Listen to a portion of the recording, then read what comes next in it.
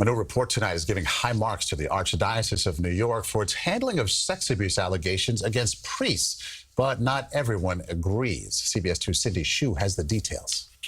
A year ago, Timothy Cardinal Dolan hired an independent investigator to study how the New York Archdiocese deals with accusations of sexual abuse. Former federal judge and prosecutor Barbara Jones released her findings, saying the Archdiocese is following protocol. Every complaint is investigated, and no priest with a substantiated allegation of abuse of a minor remains in ministry. Jones says she received complete access to Archdiocese records, going through 2,000 personnel files over the last year. Jones does recommend the Archdiocese hire a person whose sole responsibility is to oversee sexual abuse complaints. She wants enhanced investigations, including interviewing more people in person and visiting locations of alleged abuse. She's also recommending technological advances, using an electronic management system instead of relying on paper records.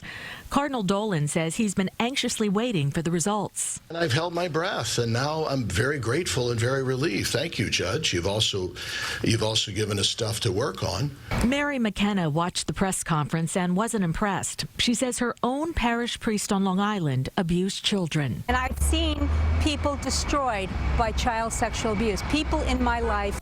She's with the group Survivors Network of Those Abused by Priests, or SNAP, and says the Archdiocese hiring its own investigator is not transparent. I don't understand why he thinks it's okay to have an in-house person look over his files. Well, how about Letitia James looking over his files, the Attorney General, if he wants to be so transparent? She says the Catholic Church would have more credibility if it released the names of accused priests and stopped fighting alleged victims in court. Stop hiring high-powered lawyers against victims. A lot of times victims don't have any money.